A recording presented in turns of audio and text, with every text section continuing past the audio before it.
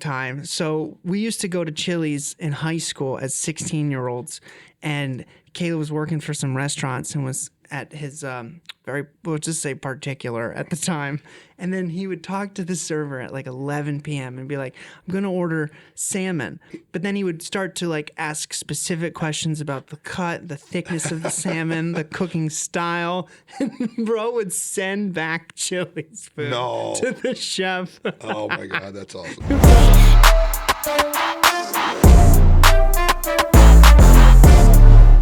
Casey, thank you for the show. Absolutely. Yeah, thanks for having me. Thanks for coming on. Good to see you again. Absolutely. Chili's. Yeah, we met through Level Up, great accountability mastermind group. And, I think when there's not a lot of property managers there are a lot of property managers, but there's not a lot of like really sophisticated property managers. I find like in our circle, that are like really like doing like running their like business at a high level. At least like that we had really met. Our circle was kind of like developers and agents. And isn't it hashtag go high level? What? He's doing it at a high level. Oh yeah, yeah. Yeah, we were talking about go high level earlier. Yeah. But when you came into Level Up, I was when we were talking about your company and your experience, it was like, and at that time and still now, our primary day-to-day feels like property management, like a huge, like our main operation is managing similar types of assets that sound like you were managing. Yeah. And so anyway, I was like, we need to talk to this guy more. I need to learn some stuff from you, and I feel like you'd be a great, guest. And so Thanks for coming on. No, yeah, we've had some good conversations, I think, since starting too, just about picking each other's brain about how we do stuff. And it's not an easy business, but you can learn a lot from just talking to people, I think. Yeah. So you didn't start in property management or in real estate. Maybe like give us a little bit of your background and your professional career and like kind of what led you to this industry. Yeah, for sure. Total, when I look back, I think not coming from real estate is both it's been a blessing and a curse, not to use that cliche, but I think there's a lot of advantages that's given me to building this business.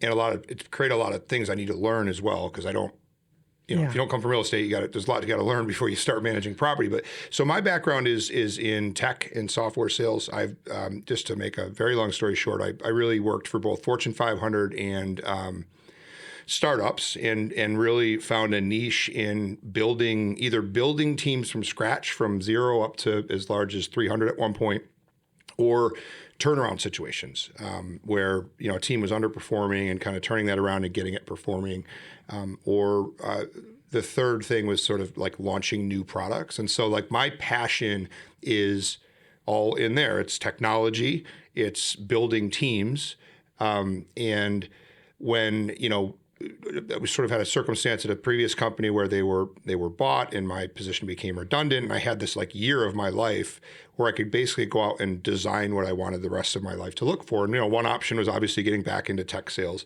but I looked at different concepts and picked property management for a couple of reasons. One, I thought it was an underserved. I didn't think there were enough property managers in the area that were good. I literally picked up the phone and called some, and they didn't answer the phone, or they didn't, they still manage. I stopped by their offices, and they're managing everything on paper and clipboards and just lots of keys hanging everywhere, and seemed like just craziness. But then also, I liked the recurring revenue model nature of it, and so I literally just started from scratch. At the time, I started with a franchise, so that helped me learn like kind of what I didn't know. But eventually, long story short, that contract came to an end, and I went independent. And I had to build around me. I mean, I had to build the knowledge. I didn't have any leasing knowledge or management knowledge or how to fix. I couldn't, I could change a light bulb, but I couldn't change a smoke detector when I started. So this is all stuff I had to learn and really build a talented team of people around me to handle that. But my focus has been on taking that technology and that team building and bringing that into the management space to be a little bit more sophisticated, I think, than some of our competitors. Listen, some of those smoke detectors are a little tricky. They are. Especially the mounting hardware. Everyone's different for every brand. And the fire department is very particular on photoelectric versus photoion. Yeah. Well, they change the rules every year. Yeah. I just found out that now I think they're requiring them in every bedroom. They are. That's the new HUD standards. Yeah. So we just put them in every room now. I was literally talking about this yesterday. That's the easiest way to do it. I'm like, it's like the 10-year battery life smoke car. Just overdo everything. Just do it. Put them in every room. 100%. Yeah, it used to be like within 6 feet of a, new construction. I think was always the last few years have always been the every room, but with the the older buildings, just everything was like 6 feet from a bedroom or whatever. Yeah, new construction can be a little easier because it's just like your rules or regulations about like whether it's fire protection or plumbing or electrical, whatever. It's a bit more straightforward. It's straightforward. I mean, that's one of the challenges I think with management is, even we've had circumstances where we've gone to the fire department and asked what we need to do, and they won't put it in writing. No. Because they're worried about, I mean, that's insane. It is insane. And there are some departments, they won't tell you because if they tell you the wrong thing, so there are some fire prevention, I think, departments out there. I don't want to say who's good because I don't have to say who's bad, but that will work with you and they'll kind of walk through with you and they appreciate you working with them and stuff. But others are, they won't tell you anything. No. Yeah, it's crazy. We're not going to mention the city where we did this at. But there was a property where they were telling us we had to do a certain level of fire prevention. And we were saying, no, that is not the code. And they were saying, no, you're wrong. And we were saying, no, you're wrong. Yeah. So then we ended up having to hire this expensive code consultant. And, it was a $100,000 swing in our renovation expense to the building. And we ended up taking it up to the state level versus the fire department. And we won. Good. We won, but at what cost? It was a bunch of delays, and we no longer work in that community. Yeah, that's tough. I mean, you have to pay for the consultant, and you have to, if you own the property, you have to carry it for the year that you have a stop work order. Yeah, right. Because you can't do any more work because you're fighting this. What they're telling you to do. It's crazy. I mean, I think we keep everything sort of Board of Health. Building codes. We want to do things the right way. Yep. But it's not just the fire departments. I mean, there are times where, we had a situation where I think it was Board of Health had said, your Title IX inspection's overdue. We had just taken the property on board. So yes, it is. We'll get it done. And she said, well, I need to be there for it. Like, I don't think there's anything in the, she had like a very restrictive schedule. So it was like really hard to coordinate like the Title IX inspector and the Board of Health. And I'm like, I don't think it's anywhere in the code that you have to be there for the inspection. I think we just need to have the inspection. So there's always this back and forth where I think there's some overstepping or some lack of clarity from some of the agencies. But, it's like relationships. You got to try to... Totally. What's Title IX again? It's like the septic. That's what I thought. I thought it was a septic. It's been a while since we've done one of those. Well, I mean, we do mostly multifamily, so you're not going to see a lot of that. But we have a few sort of accidental like duplexes that we manage where... the client might have a bunch of multifamily and then they own a duplex in Sandwich and it's still on septic or something like that. Right. But in any event, I think we've found it behooves us to work as well as we can with the agencies to keep, to more partner with them than so that when they do push back on something that seems a little bit unnecessary, you've got a bit more leverage. Yeah. A funny one that we've come across recently with Board of Health is in these old buildings you have a lot of old settling, like your floors maybe aren't exactly straight, or like your baseboard trim's not perfectly flush with the bottom of the floor. So like when we do a turnover, we'll go in and do new floors. We'll keep our baseboards, but we'll do shoe molding all the way around to seal holes. So pest control, I'm sure it's something you deal with a lot in these communities. And like a lot of it getting to the Board of Health if you're taking over maybe like a property with a bunch of issues. And so all of our properties seem to fit the bill of like taking over a property that has issues and we're trying to make it right. But the Board of Health they were telling us that to prevent, like they were citing us for having like gaps between the baseboard and the flooring and telling us we needed to install shoe molding because rodents can get through there. Yeah. And it's like, okay.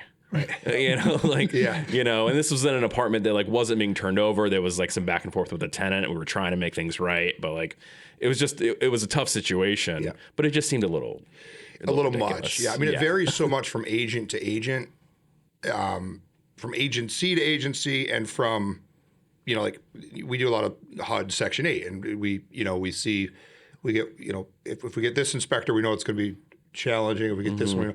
And like I said, we try to do everything right, but there's just some like really little things like you mentioned where it's probably not an issue. For the record, those mice and cockroaches have survived the first end of the world. So they're like, if you're taking over a building that has a rodent infestation, it is such a challenge to get it out, because like one bad unit will just rot the entire property, and it's, they can get through a hole the size of a dime. 100%. Yeah, I mean, the biggest thing that we do there is just a treatment plan from a licensed pest inspector, and then interior inspections of every unit. You have to. And lease violation citations for units that are not, it's usually one unit. Right. It's the one unit, or maybe it's two, and there's like Kool-Aid on the floor, and it smells, and it's grease a everywhere. disaster, and it's, you got to address it. Yeah, you got to clean up the food that the mice are eating, so they can eat the poison that you're putting out. Yeah, that's right. 100%. Yeah, it's that's one of the biggest reasons that, more from the development perspective, where we're like, okay, we've had so many kind of fights around things like that now our goal, like we would prefer not to take something that's like 50 to 75% occupied with a bunch of problems. And like, if we have to, if sometimes tenants have to move out, sometimes we move them around or try to work around them. It's just really difficult. It's like, start with vacant, or like almost 100% vacant, and being able to implement your like clear treatment plan for pest control, your clear improvement plan for plumbing or electrical or fire protection, whatever it is. And then fill the building. And that you've done it right from the beginning. 100%, and that's ideal. I mean, we love when we get a fully vacant building. And, unfortunately for us, a lot of time, not unfortunately, it's a big part of the value that we add. But we get buildings where they're recently acquired. It's a turnaround type situation where, rents are way under market. There's people living there that shouldn't be, and that's what we have to deal with. And it's always that, that balance of, yes, if the goal is to say renovate, all 8 units in the building in the next, call it 2 years.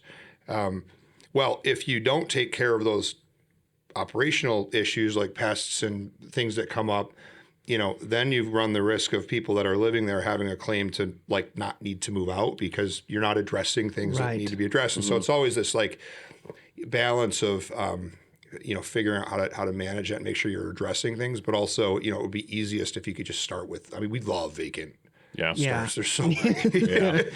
We almost feel like, well, are you sure we even should be paid for this?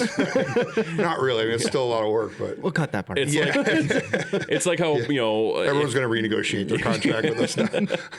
It's like if you have to fire a plumber and electrician mid-job, and like, those guys, they don't want to come in and take over someone else's work. Right. And it's the same sort of issue, because they want to know, like, if it's someone who's doing the right thing from the beginning, they want to have full control over that. Yep, 100%. So, yep. Maybe talk to us, like, you have a really good, seemingly, we were talking earlier, you have like a less than 1% eviction rate for tenants that you place. So like, I think it really speaks to the quality of tenants that you're able to find for your clients and your screening process. Maybe talk a little bit about how you're able to find such good tenants. And I think you said you're around like 4 to 5 years in what's like how long a tenant lives in a unit. Yeah, so I think it's like 4.7 years the last time I checked.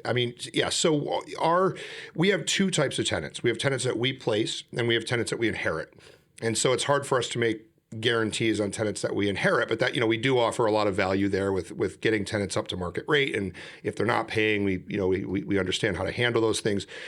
For tenants that we place, we do have less than a 1% eviction rate, which is good. I think I don't know what like the average is, but it feels good. It sounds pretty good. You said you have about 1,000 units, so I'm impressed. If we put in 100, if I'm thinking like, okay, try to think about it from my perspective, right? Like if it's me, I put in 100 tenants and I only have to evict one of those, and like, even if that's per year, that sounds pretty good to me. Yeah, no, I mean, I think it's good. And again, it's a sense that we place. Our screening process is thorough. We check obviously credit score, and we check credit score regardless of whether or not that's a HUD housing Section 8 tenant or anyone else. We have the exact same process for both. We look at income verification. We do 2.5 times net which is there are certain times where we do tweak our selection criteria a little bit based on area and things like that. So as long as we're consistent based on building or consistent based on town or things like that, we stay clear of fair housing and all that. But so anyways, we usually do 2.5. Sometimes we do 3.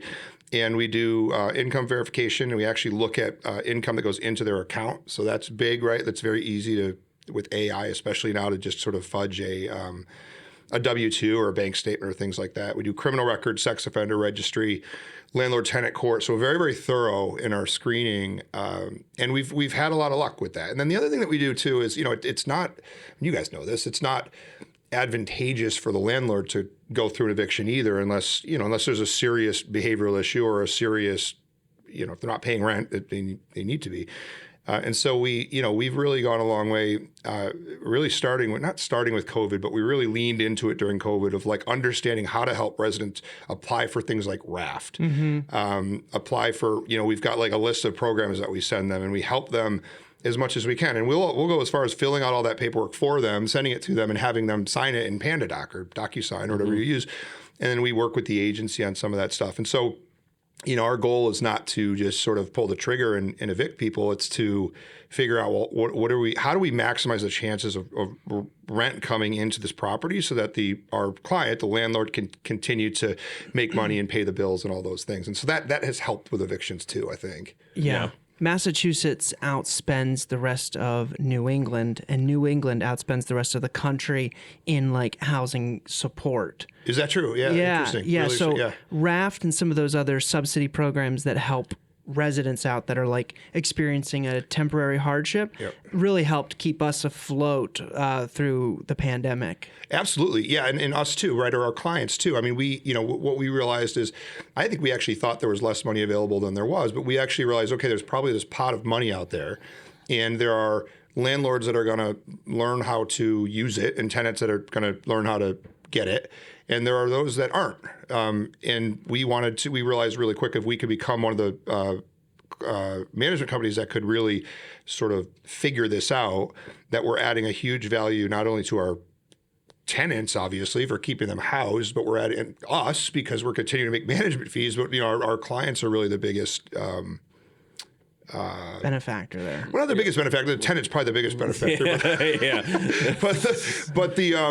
I was going to say that too. But no, if you think, but 3 parties are benefactors there for sure. Yeah, totally. Well, they have like clients, like you have a huge mortgage liability. 100%. And that's like, that can be a big, it's like one thing for you to work and not make money, but it's another thing for them to like have a liability that they 100%. Are like that they rely on this to be able to cover this too, and like this is tied, could be tied to personal finances and other things. Right. And thanks for saving me there, Harrison. Well, no, a lot of times, how it is. A lot of times, landlords and management companies, to a degree, I think, get this sort of this bolt target on their back of being corporate and not caring and things like that. But evil. The reality is, we have some landlords with a couple hundred units, and we have a lot of landlords with 4 units.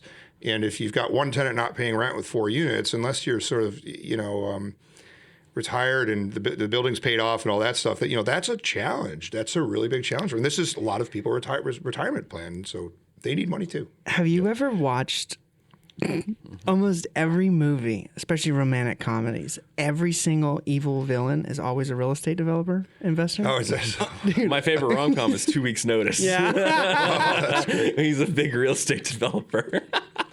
No, I've never realized that. I'm going to start looking for that, though. Dude, every movie. What did we just watch? And the bad guy was a real estate developer. The last 4 movies we've watched in a row, like the bad guy is a real estate guy. That's funny. Yeah.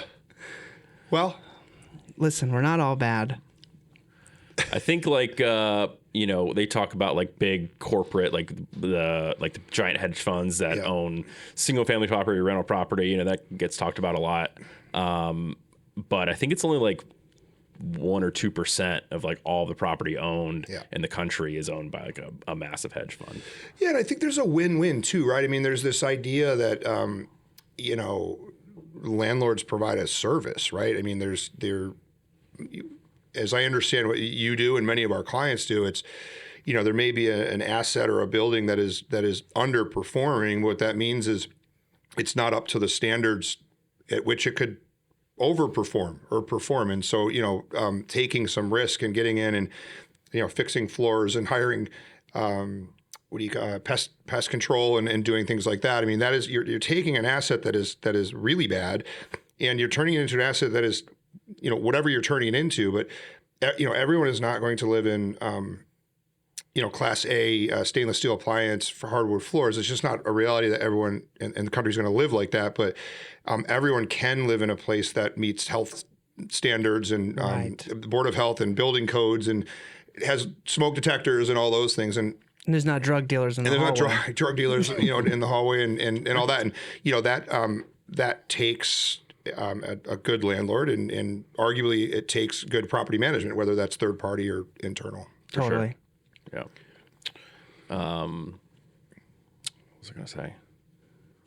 What's the journey been like to get to 1,000 units? Very sort of step. It's not been like a linear thing. How long has it taken you? Just over 7 years. Okay. Yeah. So, we're in the past, I'd say 3 years, we've got to the point where we're comfortable. We've built great processes and a good team where we're comfortable where you could say, hey, can you bring 200 units on tomorrow? And like we could, there's like a 30-day, we need to get all the information and reach out to all the tenants and do all that stuff. But it's not like we'd have to go, oh my God, we don't have the staff or the processes or the stuff to do that. Yeah. And so I think once we realized that, we used to add a lot of, average portfolio size was maybe 10 units, right? A couple of triple deckers or something like that. And now we're at the point where we're really, we're signing up a couple of, if we could sign up a couple 20 or 30 unit clients a quarter, and 100 or more unit a couple times a year, a few times a year. That's kind of where we're focused now, and so I would say like last year we doubled in revenue. Cool. Right, so it's going like this a little bit, and I would argue our service levels are increasing too. This is not like I'm very focused on making sure that we don't, our service does not drop off with our growth, but we've been able to do both of those things. And so, the big thing that I decided to do early was two things, many things, but bring on, I hired my leadership team before one could argue I could afford them, right? I mean, I probably could have lasted another year, made a little bit more margin, taken a little more money home for myself, which was a really attractive thing to do because I came from, VP levels in software sales and made, a great amount of money. And so and to start the business, I had to spend money and had no W-2. And so it would have been very easy, I think, at times to say, well, why don't I keep that 150 grand, whatever it is, and not hire that person. But I decided to continue to do that, starting with my director of operations. He's done a fantastic job building his team. And, that allows them to feed into the process too, not just sort of execute something I'm giving them, but you've got someone that can help build the process, work with our people, bring expertise in I didn't have, things like that. And then secondarily with my director of, kind of always joke because I never know what to call her. She's a director of leasing, finance, admin, compliance. Like She's a superhero. No, it's not. She does more than anyone else, but it's just there's like more smaller things in her bucket than like operations. But she's done a great job too. And she came with 15 years of management experience in a not a competitor, but another management company, and they, we have an amazing team of individual contributors, but having those two leaders on board has really helped us execute at a much higher level and made me comfortable that I could bring on, we are actually bringing on 180 units next week, and I'm not concerned about that at all. But if you had told me that in year 2, I would have been freaked out. I don't even know what I would have done. Right. We were asked this on a live stream yesterday. Yeah. What is something in your business right now with the size you're at that you'd like to streamline or automate a little bit more than you're already doing? Yeah, for us, there's a ton with 800 to 1,000 units. You get into a situation where like double or triple that for the number of tenants, as you guys know, because there's 2 tenants, sometimes there's 5, right? And so that's a lot of people communicating with the office. Mm-hmm. And there are, inefficient ways to communicate with the office. I'm sure you guys have had, calls where someone is just complaining and it takes someone a half hour on one of your team. That's never happened. To deal with it. And it's not really a constructive conversation, right? So there's ways to, whereas that could be, something they could do online or something like that. So what we're trying to do is to sort of balance, how do we make sure we're very responsive to our residents, right? Because we do want, there's all sorts of metrics around like responsiveness to residents in terms of things like maintenance, turnaround ticket time, and just answering the phone and things like that as it relates to renewal rate, right? And renewal rate is very tied to vacancy rate, which is very tied to revenue, obviously, for our clients. And so being responsive to residents is really, really important. But how we're responsive to residents and how we sort of streamline our team's time is something that we're really thinking through. And so, the maintenance platform that we use is something called Property Meld. We love it. I could go into as much detail as you want, but it's essentially our ticketing platform for maintenance. And we're looking at ways through some new enhancements that they've brought on that allow that have it through AI essentially gather the right information so that when our maintenance coordination team goes to schedule a TAC, they've got the information that they need. Right. And so they're going to submit a ticket, their refrigerator is broken, and it's going to ask, well, what type of refrigerator is it? Is it plugged in?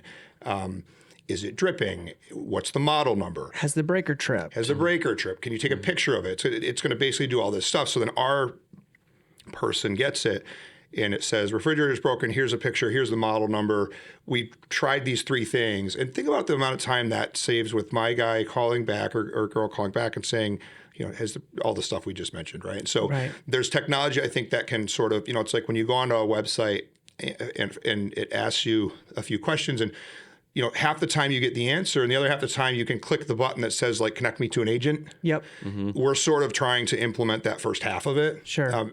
To the extent that it does not annoy tenants or clients so much that our service levels go down. Right. Yeah. I think a lot of people forget working in the real estate, or they get excited by the grandiose picture of it, but they forget that at the end of the day, this is a true customer service business. It's customer service. 100%. Yep. Yeah. And you're trying to satisfy at least 3 different very specific groups: tenants, clients, and then to a varying degree based on how much of your maintenance operation you've built in-house, contractors.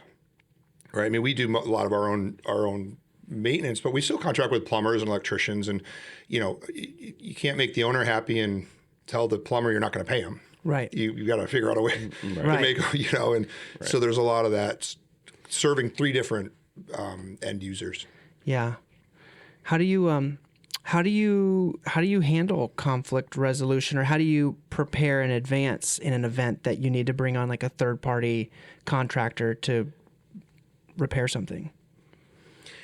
So the way that our agreement is, well, let me say, the way that we prefer to operate with clients is that they understand that we are empathetic to their concerns from a cost perspective.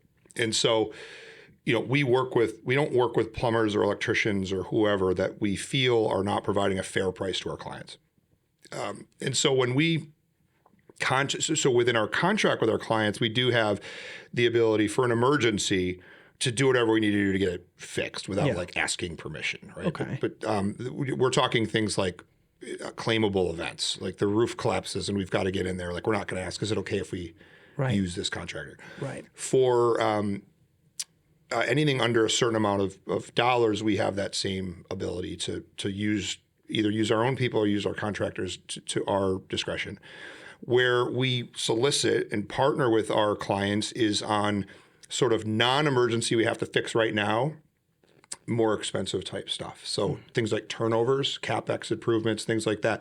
Those are situations where we're getting multiple quotes. We're working with our client and we're really asking that they sign off on things before we get it done. Okay. Another example is like snow removal. We don't do our own snow removal, so we're getting with them before the season. We're recommending what we think they should do, whether it's every 3 inches and de-icing and all that, and they're signing off on that directly. So there are a few situations, I think, where something comes back where it's just a big surprise. And so our job is also to prevent surprises. Sure. Sure. How do you manage access to the units? Because that's something that has been a big thing for us. like especially when you're inheriting tenants or you're onboarding a property that that wasn't vacant, right? Do you have like a whole like access like lock set system and product that you utilize? Because those can get like really expensive really quickly.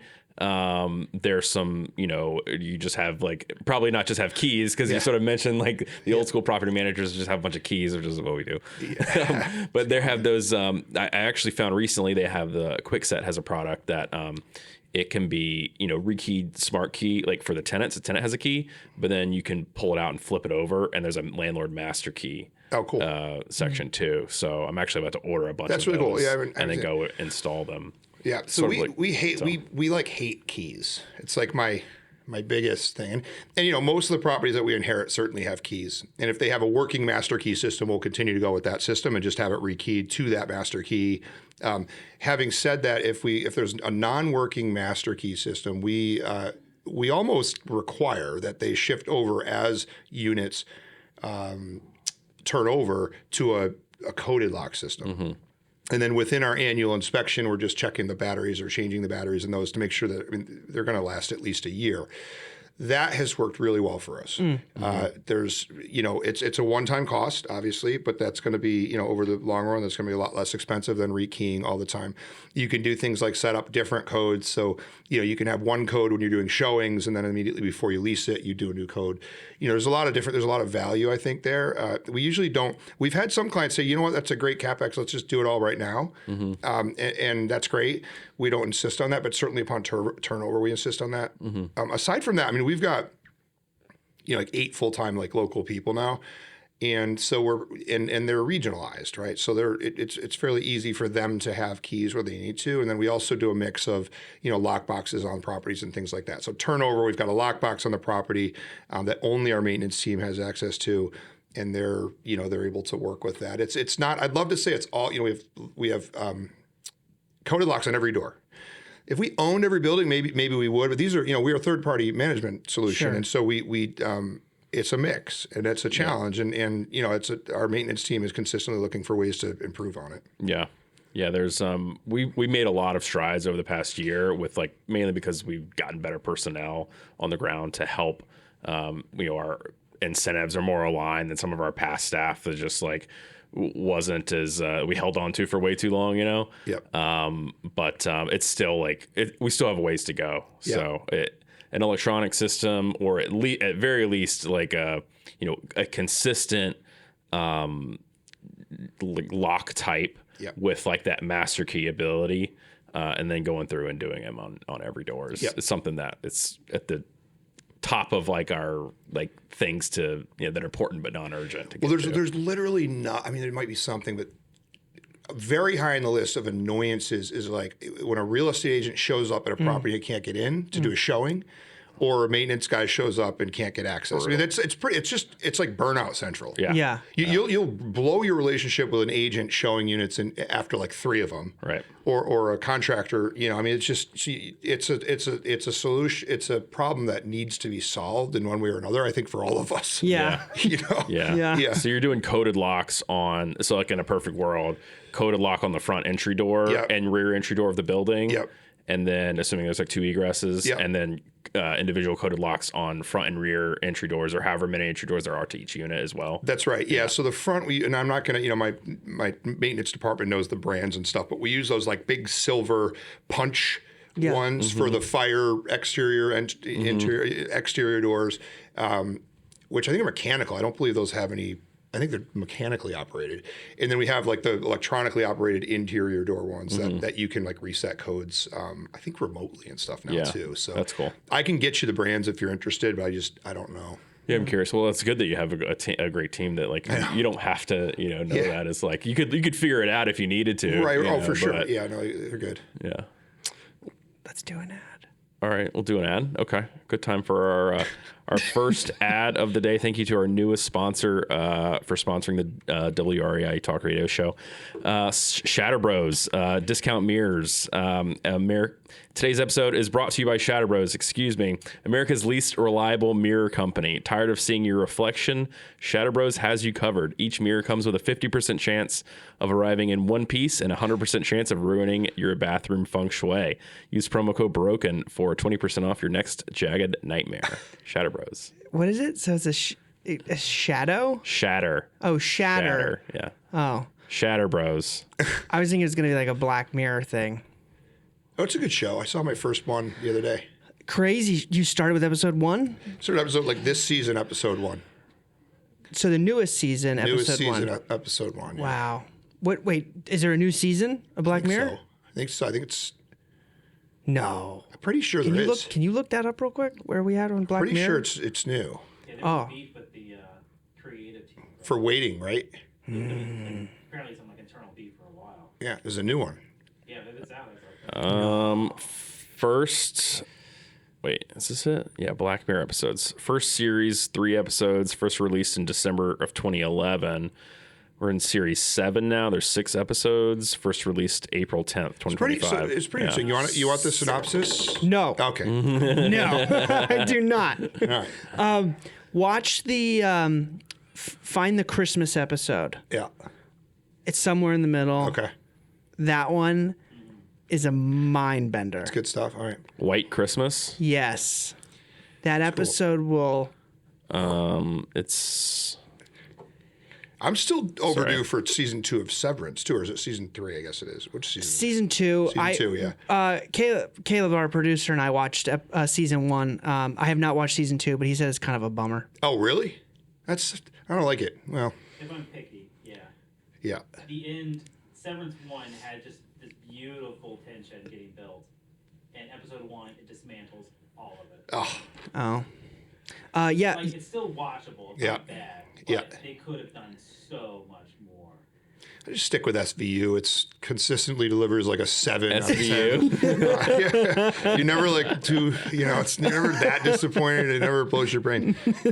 Yeah, it was a special in 2014. So it looks like it's a little bit longer than the normal episodes. But John Hamm is in it. Great actor. He's good. What, actor. the White Christmas? Yeah. Oh. He was in that, huh? Yeah. He's also in Landman. Awesome show. That is a good New show. one, yeah. yeah. He's good in that too. Landman's a good show. I thought it would be cheesier than it's pretty good. Yeah. Some of it's cheesy. I think it's kind of cheesy intentionally. Right. It's like it's like the But it's Fargo type thing. Yeah. But it's a good show. Yeah. Paramount. What is Landman? It's like have you Billy seen Bob Yellowstone? I was watching 1923. Okay, so that's a spinoff of probably the best spinoff of Yellowstone, arguably maybe better than Yellowstone. I think it might be. Yeah, but same writer Taylor Sheridan and creator writer whatever, and Landman is kind of like the Texas oil industry version of Yellowstone. Cool. Yeah, 1923 is so awesome. It's really good. Yeah. Honestly, it makes me want to be a cowboy. why do you think I'm wearing boots? Yeah. The more I watch that, I'm like, I've wanted sheep for a long time. Yeah. I don't know why. I've always wanted sheep. But now I just want to like ride a horse and like, I don't know. The idea of living in a yurt sounds pretty good. That's great. I don't know if it's as glamorous as they make it seem. No, I mean, it looks hard, but also like wildly freeing. Yeah, definitely freeing.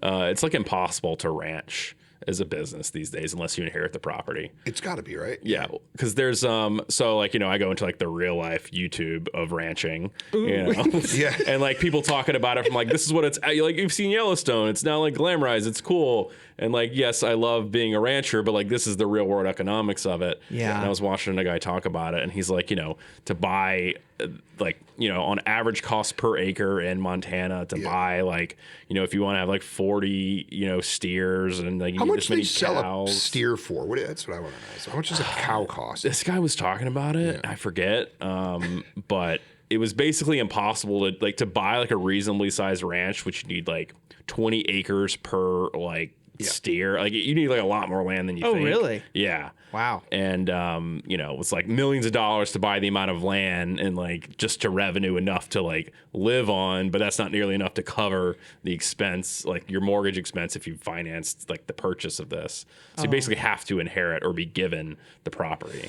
That's a bummer. Yeah. Yeah. I think you can buy like a sheep or a goat for $300. You can rent goats. Yeah. Yeah. To eat the poison ivy. Yeah. Actually, Yeah. I think I might, like, I was considering doing that last year in my yard because I have a ton of poison I was just going to do it for my daughter's birthday party. Oh, that's cool.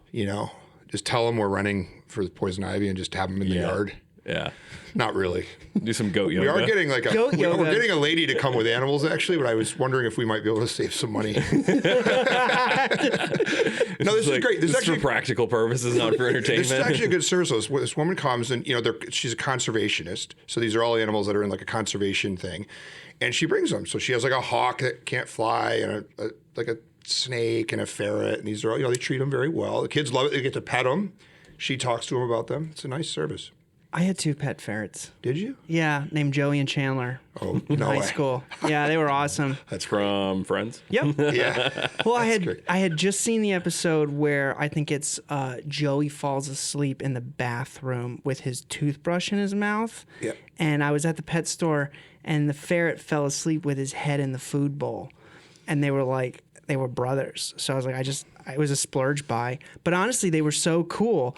They just like. We played a lot of rock and roll music, and they just like jump around and mosh. Like that's how they play, and they just bounce into each other, and they love to be like thrown into the air, and like they spring out. They love to bounce on the bed. They were awesome pets. Perfect. A little smelly, but whatever. I think, have you seen Steve Irwin was kind of like my hero as a kid. Yeah. And R.I.P. But his son now is basically a spitting image Looks just of like him. Yeah. And you can relive your Steve Irwin through him. I think that's cool. That conservation lady with the hawk that can't fly, like that sounds like an amazing job. Yeah. Yeah. There are lots of great businesses out there in all sorts of industries that There really are. don't think of, Yeah. Yeah, like I've gotten really, it was my professional experience is real estate, and it was kind of like the world I lived in for a really long time. And then the past couple of years, I've started to like expose myself more to other the SMB world, like small, medium-sized businesses, and the other ways that people make money and how that works. And I'm like, man, there really was a lot for me to choose from at 24. I didn't just have to I trapped him. go like I'm gonna flip houses or whatever the thought process was then. Happy with the industry, but there really is a ton of stuff out there. Yeah, certain things are over glamorized, I think, and there are so many different ways to make money. Yeah. You said you were. Oh, that's me. You said you were speaking to like big groups before. Yeah, I mean, not as like a motivational speaker or anything like that, but within the context of the role I had, particularly at the Fortune 500 company I worked, there were quarterly it was speaking to 300 or 400 people, and annually it was a couple thousand. I think there at one point it was like an annual sales event, and there, all the different business units were there, and it wasn't like a long speech or anything like that, but it was. You were crushing the sales conference in front of a couple thousand people. That's so good. I think I was naming other people that were winning the awards because I was the leader. MC. Yeah, I was. This person, nice job. It was like that. Some of that. I think I named like 3 people or something. That's cool. It was, but like I said, it's well. Anyways, yeah. Did you find that your sales experience carried over into figuring like, okay, now I have to bring on new clients and a new industry and this new business? I imagine a lot of your sales experience carried over into like, okay, how am I going to sell this new product? So it's a really good question. The interesting thing to me was how it didn't feel like sales. Mm-hmm. I think certainly the experience I had in sales is what helped me be successful growing this company. But when I was in sales, it felt like sales. Mm-hmm. This felt like trying to build a company and explaining to people what this company does. Mm-hmm. And in retrospect, what's really funny is I look back at my sales career, and I think I would have been infinitely better in sales selling other companies' products if I had looked at it more like I look at what are really sales engagements now. Because now it's are they a good fit for us? Are we a good fit for them?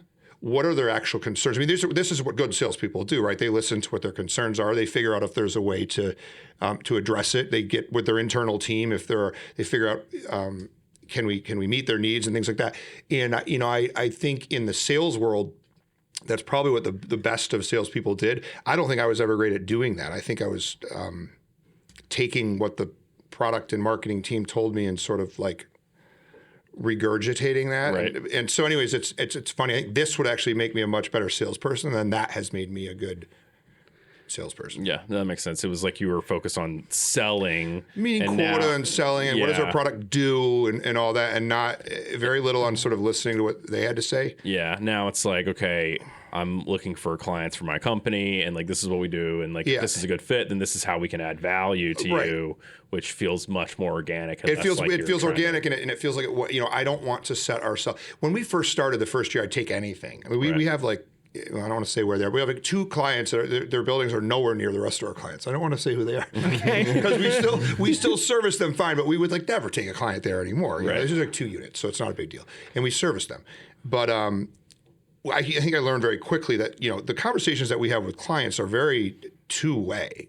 There are many clients that we don't want or wouldn't do a good job for based on their definition of what they think a good job is. So if you're, I'll give you kind of an easy example. If you're a client that that you're unwilling to keep your building up to Board of Health standards, like we're not going to work with you. I don't want to get in an argument with you every week when we've got to fix something. Right. So it's been a little bit. It's more organic in the sense that it's really a two-way interview. I mean, we want to grow our business and bring on new business, but there's no sense in me lying about or sugarcoating like what we do, because that'll come out in the wash, and then it's just going to be awkward every time we talk. Right? Yeah. Whereas in sales, you kind of, you don't lie, but you can kind of embellish a little bit, and it's like the deliveries to the customer successes team. Right. Figure it out. And I'm not setting myself up for that. Yeah. That's sort of the disadvantage of like Fortune 500 or just really large companies is that like, they've gotten that large for a number of reasons. They're like really good at a lot of things, but eventually you can become so big that like, if a really large company provides a product or service and then a smaller company provides the same product or service, you can find a better product or a better service from the smaller company just because they're not so big. Right. Like you don't have as many people that you can like pass the buck to. That's right. And we're not big, right? I mean, we're very much a small company. I think when people hear our unit count, they think that's pretty good as it relates to how long we've been in business and maybe unit counts of some other managers. But I mean, we're still a small company by the every sense of the word. And that provides us an opportunity to be flexible, right? And so, when I came into the business, this might be a good segue to this topic, if that's all right. But when we came into this business, I was very much around, this is what the industry is around, is develop your process, do it the same way every single time. If the client doesn't like it, tough luck. This is our process. And but it was really, I mean, if you go on to some of the property management boards, I mean this, join them. You'd be surprised how many people like fire the client, fuck the client. I mean, it's just they don't. There's very few people listening to clients out there. Most of the people are listening to other property managers. Sure. So we made the decision early on where it's like, we have some clients that we'd like to work as close to our operating process as possible, because I think we're good at how we operate. We spend a lot of time developing those processes. But we have specific situations where we might have a client that is a general contractor who wants to continue to handle all the turnovers and renovations of their units, but they want nothing to do with the rent collection or the listing of the units or the marketing or the Section 8 or the courts or dealing with the tenants or anything like that. That's a very easy situation for us to partner with them with, because they can continue to, as long as we're clear and there's not ambiguity on what they handle and what we handle, that's fine. And so I think we've found, by listening to clients, I mean, if we just turned all those clients down, we'd be half our size. And we figured out a way to work that, I think, pretty well. But that's because we're small. If we were like a multi-state huge company, we would have to just say, no, that's not how we do it. Because it'd be some person out in Kansas answering the phone, and she's got a list that says, here's how I need to do this, and I'm sorry. And so I don't know if I ever want to grow past the point where we can listen well to our clients. Now, not to be too tangential, but Amazon's figured out a way to listen to their customers and be really, really big. Right. So if we can do that, that's great. But I don't want to ever just be sort of a one size fits all for a client. Yeah. Cool. We're coming close to your time, so I have one more question for you. On your exit plan. Before the podcast, you were talking about how you were thinking about your building, because we were talking about how you were building it really intentionally and process driven from the beginning, and how a lot of entrepreneurs try to come back to that after they're already in chaos and it's really hard. But what is curious what because you said you're not really interested in eventually selling the company now, which is the exit path for a lot of business owners. So I'm curious how you sort of see your company growing and maturing, and if you have some sort of exit path for 5, 10, 15 years. Yeah, it's a good question. So the first thing I'll say is when I got into the business, the goal was absolutely to build this thing as fast as I could and as well as I could and exit. I think what I've realized since then is a couple things. One is I actually really love running the business. I didn't think I'd hate it, but I didn't think I'd love it exponentially more than I loved anything I've ever done before. I love the people. I love that I can be involved in different things. I just absolutely love running the business. The other thing that's happened is, I've tech companies, which is where I was, or the multiple on them, it can be 20 times. I mean, that's that's very appealing. The multiples for management companies at this time are not, they're very depending on size and things like that, but they're nowhere near 20. They're it's 3 to 5, maybe 3 to 5 or something like that. It's so when you look at it, you say, okay, if say you've got let's just use easy numbers, you've got $1 million revenue business, right? And you say you're making, getting $300,000 a year from that, to go out and we're beyond that stage, but to go out and hire a GM for easy numbers, $100K, and take $200K a year as a retirement plan, it becomes really interesting because if you just sold it and say you got the whatever, that's done. And so I think there are ways to create a business. And so that sort of aligns with this idea where I like building a business that not runs itself. I'm still very much involved, but I think what shows how well you've built something or how good a leader is in your business is how well it runs when you're not there. And so I think I tell my leaders know that. And so we're all trying to create this business that runs well when we're not there, based on good processes and good people and things like that. And so if I can build that business, which is really my vision, well, why wouldn't I just keep it and continue to provide a really great opportunity for my staff, hopefully promote somebody within the business into that leadership role, or GM or president or whatever it might be, to run the business. And why get rid of that good thing if I can continue to sort of financially benefit from that business and also provide a really great opportunity for the people. So that's where my head's at now, right? But 7 years ago it wasn't, and 7 years from now it might not be.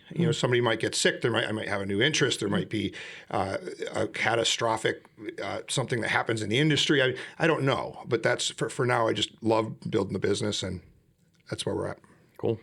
You're awesome. Thanks for coming on the Talk Radio show. No, this was awesome. Thanks, this was good. Yeah. Thanks, guys. Any closing words you want to leave all 1,000 fans?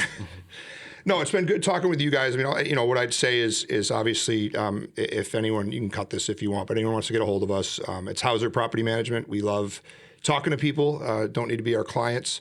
But we just love meeting new people in the industry and chatting, and we'd be happy to help out. We'll put all of your socials, Facebook, Instagram, LinkedIn, all of those ways to get in touch. Yeah. You guys asked good questions. It's been good. Thank you. Thank you. Yep. Thank you. It's all Harrison. It's 100% Harrison. Everybody, thanks for checking out the WREI Talk Radio Show. Please let us know in the comments what you thought. Hit the like button, subscribe, and we'll see you on the next episode. Peace.